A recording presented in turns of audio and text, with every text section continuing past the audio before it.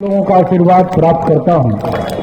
इस मंच की अध्यक्षता कर रहे भारतीय जनता पार्टी के जिला के अध्यक्ष आदरणीय मनोज जायसवाल जी, इस मंच का संचालन कर रहे संतोष जी, इस मंच पर उपस्थित हम लोगों के गार्जियन और लंबे समय से बिहार विधान परिषद की सदस्य रहे और आज भी आपकी सेवा कर रहे आदरणीय अवधेश नारायण सिंह जी, इस मंच पर उपस्थित विधान परिषद के सदस्य भाई आदरणीय संतोष सिंह जी, विधान परिषद के सदस्य और आप लोगों के आशीर्वाद से विधान परिषद पहुंचने वाले जीवन जी, इस मंच पर उपस्थित भारतीय जनता पार्टी के प्रदेश के महामंत्री आदरणीय शिवेश राम जी, भारतीय जनता पार्टी के महामंत्री आदरणीय राजेश वर्मा जी, इस इलाके के क्षेत्रीय सह-प्रभारी अशोक भट्ट जी, यहाँ की पूर्व विधायक आदरणीय रिंकी पांडे जी, हमारे भाई मित्र साथी बिहार सरकार के पूर्व मंत्री आदरणीय ब्रजकिशोर बिंद जी, इस मंच पर उपस्थित पूर्व विधायक निरंजन राम जी, हमारे भाई और रामगढ़ के पूर्व विधायक अशोक सिंह जी, पूर्व विधायक हम लोगों के भाई आदरणीय ललन पासवान जी, हिमांशु चतुर्वेदी जी जिला प्रभारी, पूर्व जिला अध्यक्ष जितेंद्र पांडे जी, लालजी पांडे जी जो जनसंघ काल से पार्टी के सदस्य रहे, लालमुनि चौबे जी के सुपुत्र और पार्टी के नेता आदरणीय शिशिर चौबे जी, राणा प्रताप सिंह जी, अनुपम पांडे जी, राजू श्रीवास्तव जी, अनिल दुबे जी, देवलाल पासवान जी, ओम प्रकाश गुप्ता जी, प्रमोद सिंह यादव जी, दीना सिंह जी, गुलाम सिंह पटेल जी, शशिकांत चौबे जी, संतोष सिंह, प्रेम पांडे जी, सम्मानित मंच, इस मंच पर उपस्थित तमाम नेतागण और मंच के सामने उपस्थित तमाम भाइयों, बुजुर्गों, नौजवान साथियों, छोटे छोटे बच्चों, आज 8 महीने के बाद कार्यक्रम बनते बनते बार बार चेंज होते होते 8 महीने के बाद आया हूं। अध्यक्ष बनने के बाद 8 महीने के बाद आया हो कोई व्यक्ति और इस गर्म जोशी से आपने स्वागत किया है, हमें पूर्ण भरोसा है बिहार बदलाव की ओर खड़ा है।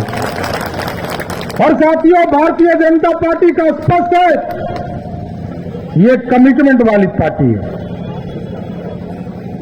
मैं लालू जी को भी चिंता हूं, नीतीश कुमार जी को भी चिंता हूं साथियों, और क्योंकि भारतीय जनता पार्टी और भारतीय जनसंघ ने कभी कर्पूरी ठाकुर जी को 1970 में मुख्यमंत्री बनाया, 77 में मुख्यमंत्री बनाया, गरीब के बेटा थे।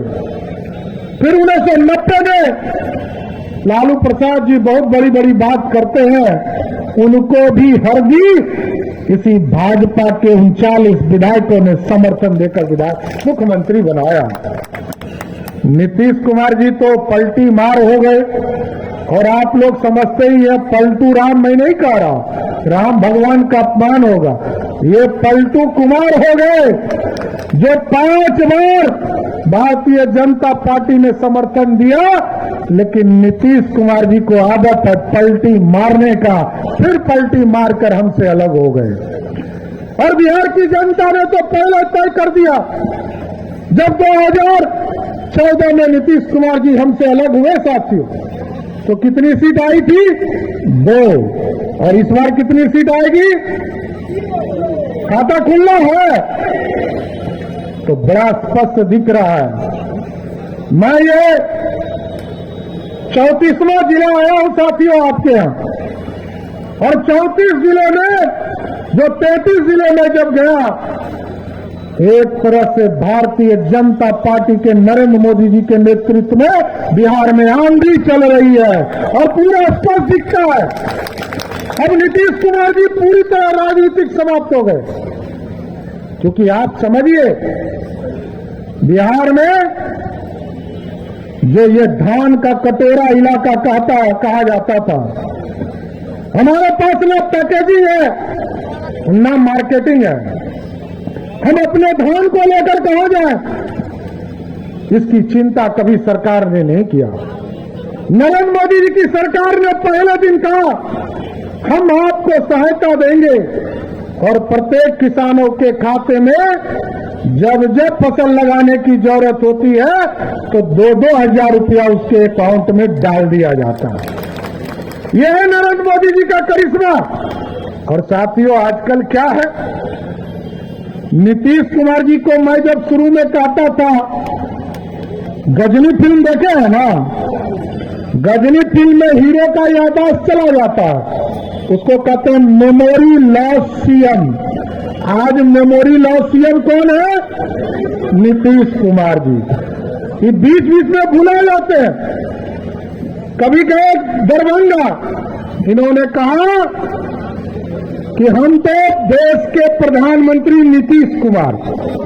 अब बताइए, अरे आप मुख्यमंत्री है, मुख्यमंत्री वाला कम्मा कर लीजिए, जनता का आशीर्वाद होगा तो आगे बढ़ जाइएगा, लेकिन कुछ ऐसा काम भी तो करना पड़ेगा।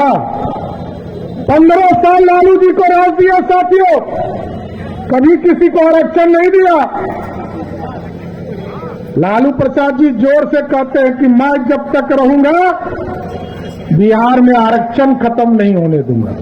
अब साथी सोचिए, जिस लालू जी ने 15 साल के शासन में एक व्यक्ति को आरक्षण नहीं दिया, चाहे वो पिछड़ा हो, दलित हो, अति पिछड़ा हो, और उल्टे 2001 में जब मुखिया का चुनाव हुआ, 2002 में जब नगर निकाय का चुनाव हुआ, तो बिहार में किसी दलित को, किसी पिछड़े को आरक्षण नहीं मिला। और नीतीश जी कहते हैं हमने ही सब कुछ किया।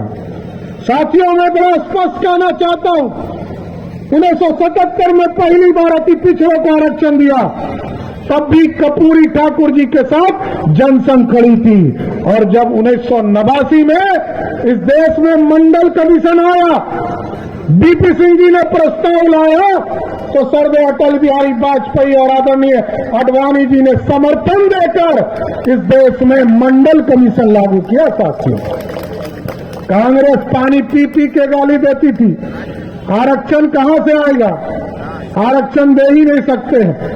राजीव गांधी जी हो, कल मैं देख रहा था आदरणीय राहुल गांधी जी देश में कह रहे हैं कि देश में 3 ही ओबीसी के सेक्रेटरी भारत सरकार में है। तो इसके लिए दोषी कौन है? आपके परदादा पंडित नेहरू इस देश के प्रधानमंत्री बने, आपकी दादी श्रीमती इंदिरा गांधी इस देश की प्रधानमंत्री बनी, और आपके पिताजी आदरणीय राजीव गांधी जी इस देश के प्रधानमंत्री बने। तीनों ने मंडल वाले को कोई आरक्षण नहीं दिया। कितने चीजों के लिए माफी मांगोगे? रोज राहुल गांधी कह रहे हैं जातीय जनगणना होना चाहिए।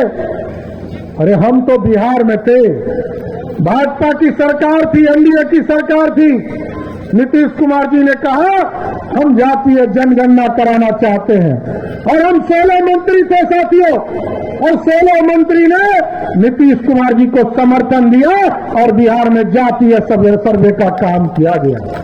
मैं जानता हूं इसमें भी तुष्टीकरण करने का काम नीतीश कुमार की सरकार ने किया। आज सिर्फ अपने लालू जी के दबाव में सब जातियों को बुलाकर अपने स्तर से नाम अंक लिखने का काम किया। साथियों, किसी को पता है, आपको किसी को पता है क्या आपका किस जाति का रिकॉर्ड सरकार में है? किसी को नहीं पता है। किसके घर में आए, किससे दस्तखत कराया, कोई पता नहीं। ये 1931 का जनगणना नहीं है साथियों, आपको बताना पड़ेगा सम्राट चौधरी किस जाति में जन्मे हैं, इनका घर कहाँ है, इनका पता क्या है। और आजकल तो आधार लिंक है, आप यदि आधार में ओटीपी डालोगे तो पूरा रिकॉर्ड आपका आ जाता है। ये दुनिया के लिए आप निष्ठा नहीं कर सकते, इसको पब्लिक में नहीं डाल सकते, लेकिन रिकॉर्ड में है। इसलिए साथियों, मैं बड़ा स्पष्ट तौर पर कहता हूं कि बिहार बदलाव की ओर है। आज बिहार की क्या स्थिति है साथियों? 2005 में जब नीतीश कुमार जी बिहार की पहली बार मुख्यमंत्री बने तो बिहार में 987 शराब की दुकानें थी। और नीतीश बाबू महिला बहनों को देखते हैं तो कहते हैं कि हमने तो शराबबंदी कर दिया। शराबबंदी हो गया साथियों। हाँ, पहले मिलता था 300 में बोतल, आजकल कितना में मिल रहा है? देखिए, सबको पता है, सबको पता है ना। आप सोचिए कि नीतीश कुमार जी आपके राज में शराब नहीं रुका। आज बालू माफिया, शराब माफिया और जमीन माफिया का राज आपने स्थापित किया साथियों। आज पूरी तरह आप देखेंगे शराब माफिया पूरी तरह गांव-गांव फैले हैं। और मैंने कहा 2005 में 987 दुकानें थी। 2016 में जब शराबबंदी किया गया तो पूरे बिहार में 11,000 शराब की दुकानें थी। इसका मतलब नीतीश कुमार ने 11 गुना अधिक शराबी हमको बनाया। और आज क्या हो गया? एक बार फोन घुमाइए, होम डिलीवरी आपके घर पहुंच जाएगा। यही है नीतीश बाबू का राज। ऐसा राज चाहिए क्या?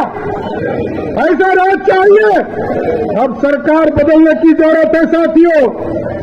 18 साल के बाद कहते हैं हमको और 2 साल का मौका दीजिए और भारत सरकार 2.5 लाख करोड़ रुपया दे, हम बिहार का गरीबी खत्म कर देंगे।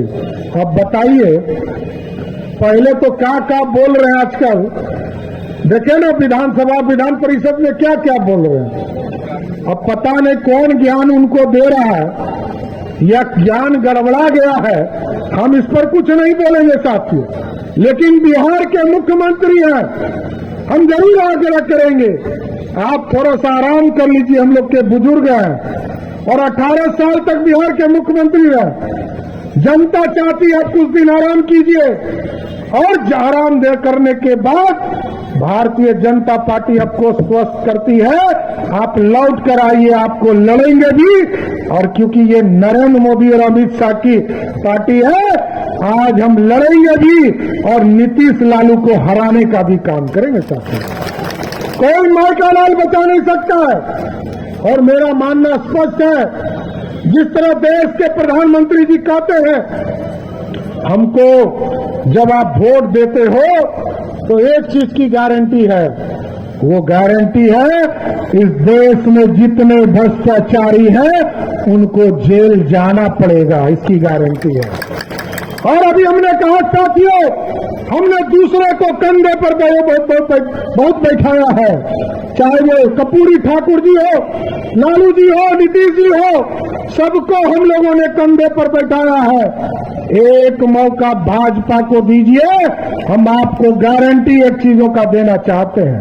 एक बार भाजपा को ताकत दीजिए। यदि बिहार में भाजपा की सरकार बनी साथियों, अपराधी या तो नेपाल भाग जाएगा और नहीं तो गया में पिंड दान करने का काम किया जाएगा। अपराधी बच नहीं सकता है, अपराधी समाप्त होना होगा, गुंडा राज खत्म करना होगा, क्योंकि बिहार तभी बढ़ेगा। आज देखिए बगल में उत्तर प्रदेश है और आप तो सबसे पहले जाते होंगे उत्तर प्रदेश। आप लोग तो पटना से ज्यादा बनारस जाते हैं। आप सोचिए, बिहार में नीतीश कुमार जी कहते हैं कि हमने बहुत विकास किया साथियों। अब कौन सा विकास किया ये समझिए। बिहार में एक इंजीनियर मुख्यमंत्री हैं और उत्तर प्रदेश में कौन मुख्यमंत्री है? बाबा। कौन है मुख्यमंत्री? बाबा।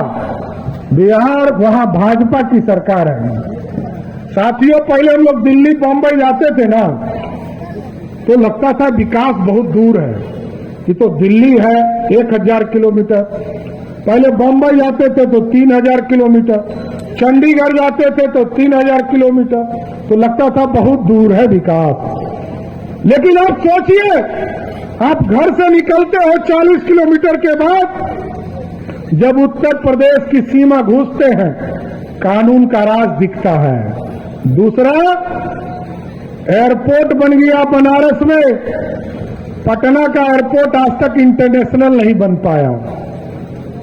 उत्तर प्रदेश में 13 जगह पर एयरपोर्ट बन रहे हैं और हमारे यहां 3 जगह पर, और तीनों जगह इसलिए टिकट का दाम अधिक होता है साथियों, क्योंकि यहां बड़ा प्लेन नहीं उतर सकता है, छोटका प्लेन उतरता है। जब पटना एयरपोर्ट पे आप उतरते होंगे तो ब्रेक लगाना पड़ता है। इसलिए साथियों, बिहार बदलाव करने की जरूरत है। बिहार का बजट है 2,61,000 करोड़। बिहार का बजट है 2,61,000 करोड़। और उत्तर प्रदेश का कितना बजट हो गया है पता है? 42 लाख करोड़ रुपया। कितना खर्चा हो रहा है? 14 गुना अधिक। और क्यों हो रहा है? क्योंकि वहां सभी लोग आ रहे हैं। और नीतीश जी के हाथों 2,61,000 करोड़ के बजट में मात्र 32,000 करोड़ बिहार का है। 2,29,000 करोड़ रुपया देश के यशस्वी प्रधानमंत्री नरेंद्र मोदी देते हैं, तब बिहार चलता है। हमारे जो रोड बन रहा है, पानी, चाहे वो सड़क हो, बिजली हो, ये देश के प्रधानमंत्री जी का सहयोग होता है सब। अभी हमको साथी बता रहे थे कि हमारे किसान मोर्चा के अध्यक्ष के खिलाफ कार्रवाई किया है बिहार की सरकार ने। अरे साथियों, जब सड़क बनेगा उचित दाम किसानों को देना ही पड़ेगा। ये आपके घर से नहीं जाना है। भारत सरकार को, मैं तो पार्टी के अध्यक्ष जायसवाल जी को कहूंगा, ये किसानों की समस्या नहीं है, ये पार्टी की समस्या है। और हमारे यदि किसी किसान मोर्चा के अध्यक्ष पर एफआईआर दर्ज किया गया है कि वो, क्योंकि वो किसानों की बात कर रहे हैं, किसानों का रेट सही नहीं मिल रहा है, तो एकदम आंदोलन फिर से कीजिए। और जरूरत पड़ा तो हम प्रदेश से फिर बड़े नेता को आपके बीच में भेजने का काम करेंगे। किसानों की समस्या, किसानों के लिए ही तो हम लोग बने हैं साथी। और किसानों को उचित मूल्य नहीं मिल सके तो ये अपने आप में दुर्भाग्य होगा। और आप जिस तरह, इसलिए हमने शुरू में ही कहा कि हम कमिटमेंट वाले पार्टी हैं। आप सोचिए, 1951 में डॉक्टर श्यामा प्रसाद मुखर्जी जी ने सपना देखा था इस देश में 370 हटाने का, अखंड भारत का सपना देखा था, जिसको पंडित चाणक्य ने देखा, सम्राट अशोक ने देखा, चंद्रगुप्त ने देखा, और उसको साकार किसने किया? 70 वर्ष लगे साथियों। लेकिन जब हमको पूर्ण रूप से बहुमत लोकसभा राज्यसभा में मिल गया तो देश के यशस्वी प्रधानमंत्री आदरणीय नरेंद्र मोदी जी ने 370 को उखाड़कर कचरे के ढेर में फेंक दिया। और आज हम भी कश्मीर जा सकते हैं।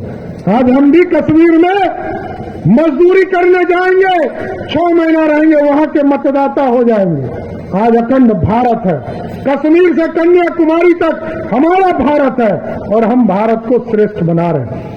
आप सोचिए, 70 वर्ष तक इंतजार किया भाजपा के लोगों ने, जनसंघ के लोगों ने, और जब मौका मिला तो जो हमने वादा किया था उस वादा को पूरा किया। उसी तरह साथियों, जिस तरह आप टेंट में बैठे हैं ना, इसी तरह टेंट में कौन बैठे थे? 450 वर्षों से प्रभु श्री राम बैठे थे।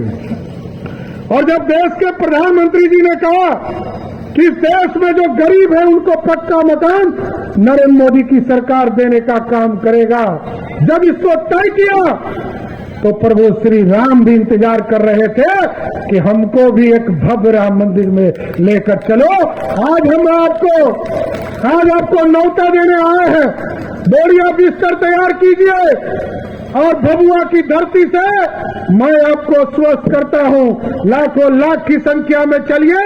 अयोध्या में 22 जनवरी के बाद आपको दर्शन भी कराऊंगा और वहां ले जाकर वहां रहने से लेकर पूरी चिंता भारतीय जनता पार्टी करेगी, क्योंकि हम कमिटेड लोग हैं। और क्योंकि प्रभु श्री राम का आशीर्वाद मिले, आपने देखा महादेव के लिए काशी को बनाया, प्रभु श्री राम के लिए अयोध्या बनाया, और अब एक भगवान और बचे हैं किनके लिए? भगवान कृष्ण मथुरा को भी सजाने के लिए 2024 में मतदान कीजिए। इसलिए साथियों, क्योंकि आज देश के प्रधानमंत्री जी का साफ मानना है कि 2024 के पहले भारत को श्रेष्ठ बनाना है। जब नरेंद्र मोदी जी 2014 में आए थे साथियों, तो बिहार और देश किस स्थिति में था? हम 11वें स्थान पर दुनिया में थे, हमारे पास पैसा नहीं था। आज हम अंग्रेजों को हराकर 5वें स्थान पर आ गए। और साथियों, पहले सोने की चिड़िया कहलाता था देश। जब हमारे मुगल नहीं आए थे तो देश को हम कहते थे सोने की चिड़िया। फिर मुगल आए, उसने इस देश को लूटा। फिर अंग्रेज आए, उसने इस देश को लूटा। और अब नरेंद्र मोदी जी ने कहा है, हम मेकिंग इंडिया के तहत सोने का शेर बनाएंगे जो दुनिया में दहाड़ने का काम कर सकेगा। आज दुनिया में दहाड़ा कोई देश लड़ता हो, आपने यूक्रेन की लड़ाई देखा, रसिया की लड़ाई देखा। हमारे लाखों बच्चे यूक्रेन में फंस गए थे और मोदी जी ने फोन करके पुतिन और दोनों ऑस्ट्रेलिया के भी जब वहां फोन करके कहा कि भाई हमारे बच्चे को निकालना है, तो कहा कैसे निकलेगा? कहा कि उसके हाथ में तिरंगा होगा तो समझिएगा वो भारतीय है। और इस भारतीय का तिरंगा को जब लेकर बच्चे लोग आने लगे तो ये बगल में जो दुश्मन लोग हमारा है ना, कि पाकिस्तान और बांग्लादेश वाला, वो तिरंगा लेकर वहां से अपने बच्चे को बाहर ले आया। ये है ताकत। इसलिए आज कैमूर की पावन धरती पर आने का मौका मिला और आप लोगों का जो आशीर्वाद, स्नेह, प्यार मिला है, इससे स्पष्ट झलकता है कि नीतीश बाबू ने तो पिछले 20 वर्षों से कभी टायर को देखा होगा, साइकिल चला रहे थे भी हम लोग, तो टायर जब पुराना हो जाता है तो उसको चिप्पी लगाता है। तो नीतीश बाबू चिप्पी लगा कर सरकार चला रहे हैं। अब ऐसा जनमत दीजिए 2024 में नरेंद्र मोदी जी को कि नीतीश जी का टायर पूरी तरह ब्लास्ट कर जाए और यह किसी लायक नहीं रह जाए। हम लोग चाहते हैं नीतीश जी स्वस्थ रहे, नीतीश जी आराम करे। व्यक्तिगत लड़ाई नहीं है साथी, लेकिन बिहार को उन्नति की ओर ले जाना है, बिहार को समृद्धि की ओर ले जाना है और इस कैमूर की धरती को भी समृद्धि की ओर ले जाना है। इसलिए आज सभी लोगों से आग्रह करते हुए, निवेदन करते हुए कि 2024 और 25 में आपके आशीर्वाद से बिहार में सरकार बनेगी और जब सरकार बनेगी बिहार में सुशासन स्थापित करना भारतीय जनता पार्टी का सबसे बड़ा काम होगा और सब पूरे बिहार को समृद्धि की ओर ले जाना यही हमारा काम होगा। इसलिए सभी लोगों को विशेष तौर पर धन्यवाद देते हुए हमारी जो पूरी टीम है, चाहे वो प्रदेश जिला के अध्यक्ष मनोज जी हो, संतोष जी विधान परिषद के सदस्य हो, जीवन जी विधान परिषद के सदस्य हो, हम लोगों के गार्जियन आदरणीय अवधेश बाबू हो, आदरणीय अशोक सिंह जी हो, निरंजन राम जी हो, रिंकी पांडे जी हो, हम लोगों के भाई आदरणीय ब्रजकिशोर बिंद जी हो, सभी साथियों ने जिस तरह मिलकर पूरे कैमूर के लोगों ने जो एकता दिखाई है, हमको एकदम स्पष्ट दिख रहा है 24 भी हम जीतेंगे और 25 में भी चारों के चारों सीट फिर जीत कर बिहार विधानसभा जाने का काम करेंगे। सभी लोगों को विशेष तौर पर धन्यवाद देते हुए अपनी बात को विराम देता हूं। धन्यवाद।